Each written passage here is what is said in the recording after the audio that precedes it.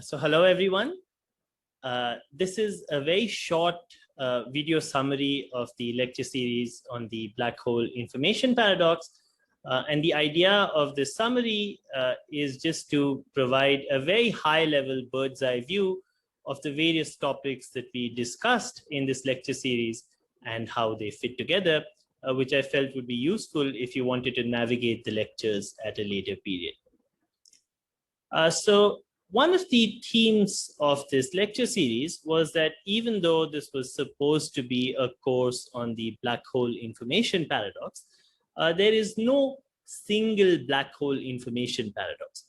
Rather, the information paradox should be understood as a web of interconnected puzzles about different aspects of black holes.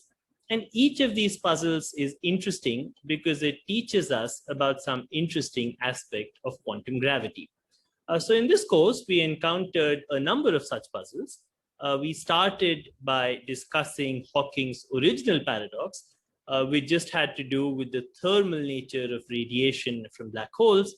And we recognized that that wasn't that much of a paradox, because in fact, pure and thermal states are expected to be very close to each other purely on kinematical grounds.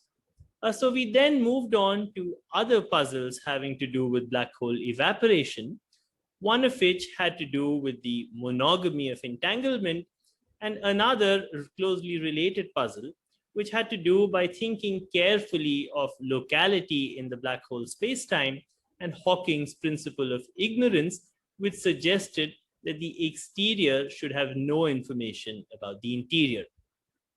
And we resolved these puzzles by realizing that quantum gravity had a very interesting property, which had to do with what's called the holography of information, the statement that information on the bulk of a slice in quantum gravity is also available near its boundary.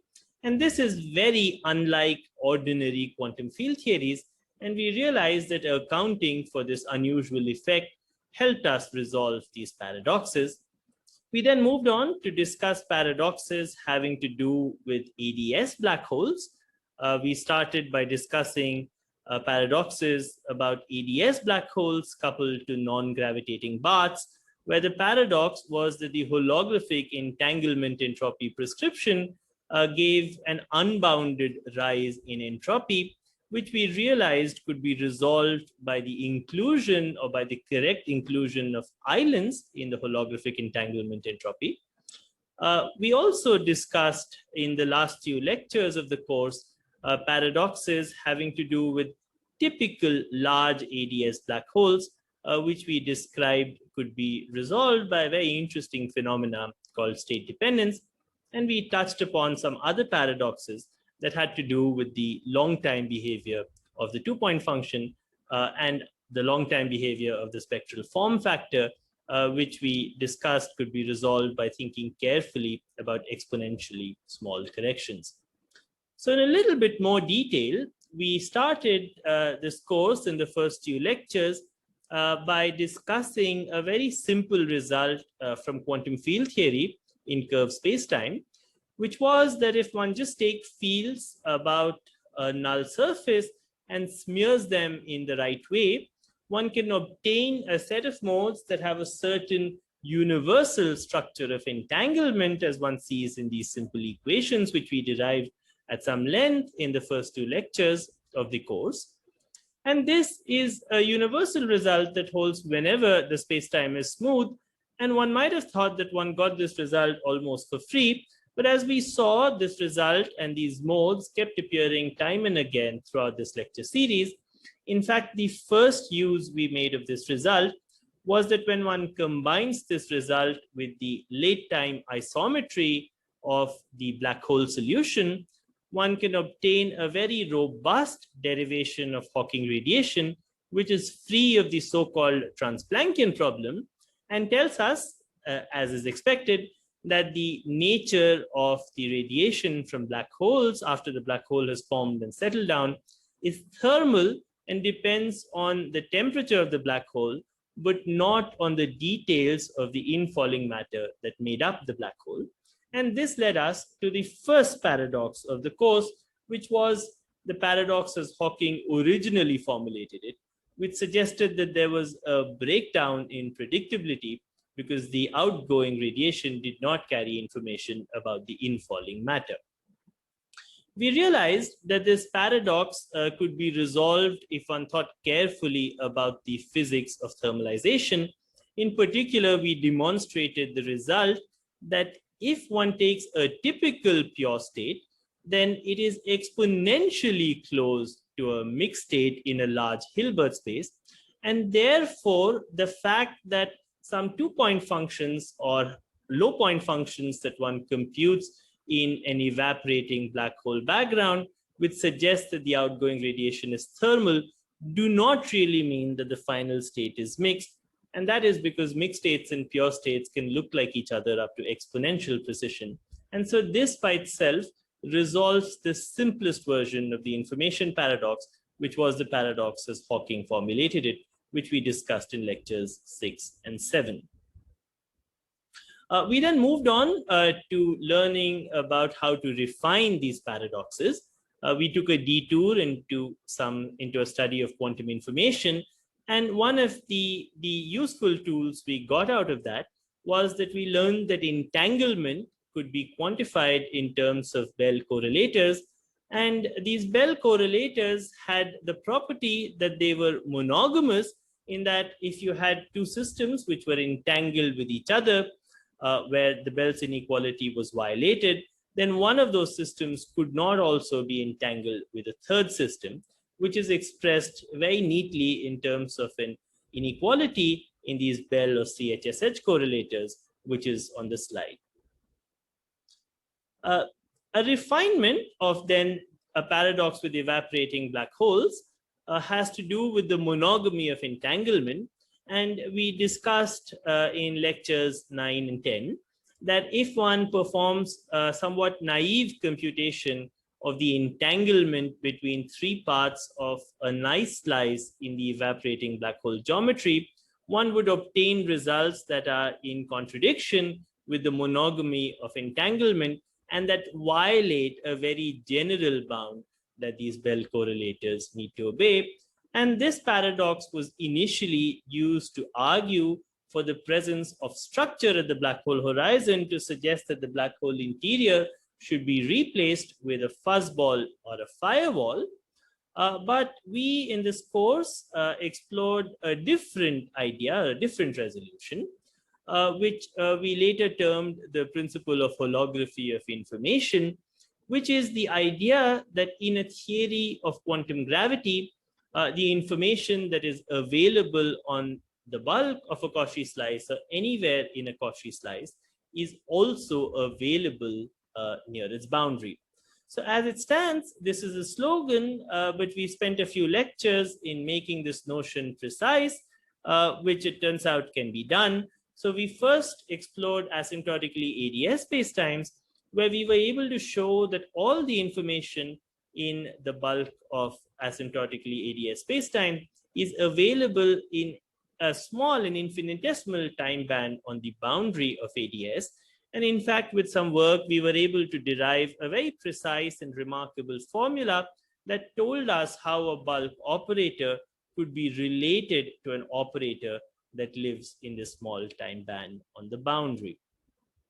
This principle also generalizes to 4-dimensional asymptotically flat spacetimes, where we were able to derive a similar precise formula that told us that information about massless particles, which one might have thought requires observations on all of null infinity, is in fact available near the past boundary of future null infinity or the future boundary of past null infinity, which gives us a precise notion of how the holography of information works in flat space. One of the points we emphasized while discussing this principle of holography of information is that this is not just some abstract principle about quantum gravity, but that it has concrete low energy manifestations, which is something that we explored both in ADS and in flat space. In flat space, for instance, one can show very explicitly that if one considers a shock wave that comes and hits null infinity at a later time, then even a set of simple correlators measured near the past boundary of future null infinity can be used to read off the form of the shock wave even before the shock wave actually reaches the observers who are making this measurement. And so this principle of holography of information, which we arrived at by thinking about the physics of black holes, is in fact teaching us a very interesting lesson about quantum gravity that holds even in the absence of black holes. However, going back and applying this principle to black holes told us that information about the black hole interior was in fact always available in the exterior. And we were able to show that if one forgets about this redundancy, or if one insists on ignoring this redundancy and insists on demanding that quantum gravity should localize quantum information the same way as other quantum field theories, then one would automatically be led to some version of the monogamy paradox. And we were able to show how making this error led to the monogamy paradox. And conversely, that accounting for this redundancy provides a resolution to this paradox of the monogamy of entanglement. We also discussed at some length how the fact that the information is outside can be formulated precisely as a surprising statement about the fine-grained von Neumann entropy of a segment of future null infinity. And the result was that if one takes a segment of future null infinity that extends to its past boundary, then the entropy of this segment, or the fine-grained von Neumann entropy of this segment, is independent of its upper bound, which of course is very different from the way this entropy would behave in a local quantum field theory. We then shifted gears and discussed a different setup, which had to do with ADS black holes coupled to a non-gravitational path. And the setup there was that one considers a theory of gravity coupled to a conformal field theory, and then coupled to another region where there is no gravity but the same conformal field theory. And this entire setup can be reduced to a conformal field theory in one lower dimension coupled to a conformal field theory in one higher dimension. And in this non-gravitational picture on the right, one can ask about the entanglement entropy of one part of the system with the other part of the system. And one can use the techniques of holographic entanglement entropy computations to try and compute or try and answer this non-gravitational question using the gravitational dual that one has on the left.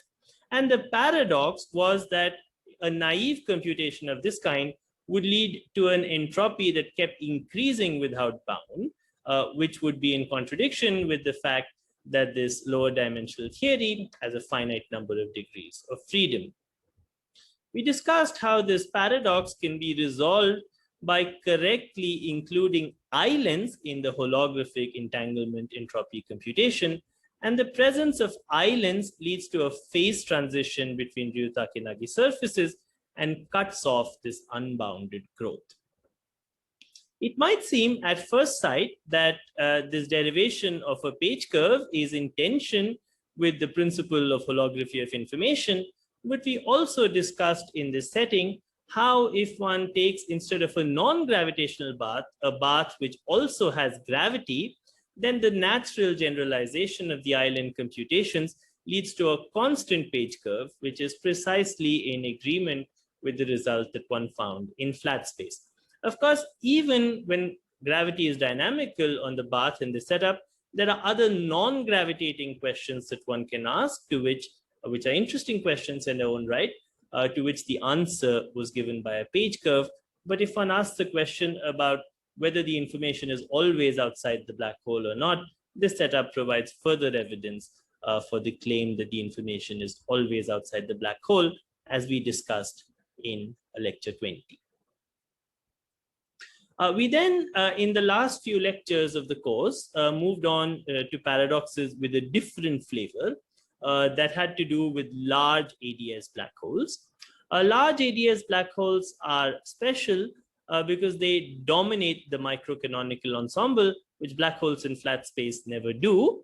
And this led us to a series of interesting paradoxes, which had to do with operators in the interior of such black holes.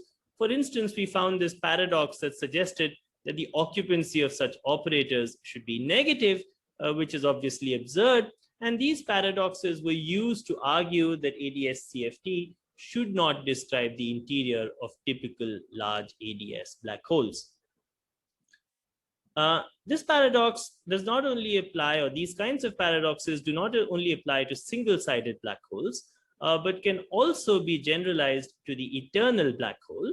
And we described how this could be done if one considered not only the eternal black hole, but also time-shifted eternal black holes. And if one asked for a reconstruction of the interior simultaneously in the eternal black hole and in these time-shifted eternal black hole states, one was led to the same kind of paradoxes that one found for single-sided black holes. So we then spent lecture 23 in discussing how the interior of a black hole or large black hole could be reconstructed in a conformal field theory, or from the point of view of the boundary conformal field theory. And we developed the mirror operator reconstruction, and we introduced the notion of a little Hilbert space, which is the notion of small excitations about a given black hole microstate. And we developed at length the formulas that can be used to define interior operators in the little Hilbert space about a given microstate. This construction by itself does not resolve the paradoxes associated with large black holes, because it only tells us how these interior operators should be reconstructed in a given microstate. But if we add to this the hypothesis of state dependence, which is the idea that perhaps the operators in the black hole interior depend on the black hole microstate, then this allows one to come up with a construction where even typical states are smooth. So to emphasize state dependence was required to ensure that typical states have smooth horizons, and the state dependence very neatly resolves all of the paradoxes that we found that were associated with single-sided large black holes, and also for the eternal black hole, because all of those paradoxes tacitly made reference to some kind of a trace over the Hilbert space, which cannot be done when these interior operators are state dependent. However, state dependence gives rise to its own puzzles that we discussed in lecture 25. And one of those puzzles has to do with what's called a Born rule violation, which we framed as the unusual sensitivity of black holes to low energy excitations. But we also showed how if one refines the notion of simple observables, and how if one refines the notion of the kind of perturbations that can be performed in some simple physical way, it is possible to get rid of this anomalous sensitivity of black holes. And so within the set of observable observables, as we defined at some length in lecture 25, this puzzle to do with state dependence does not arise.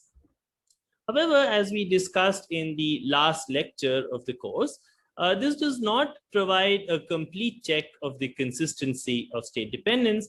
And in general, it is clear that a state dependence is a very suggestive and very interesting phenomena that has to do with the map between the boundary and the bulk in ADS-CFT, but also deserves to be better understood.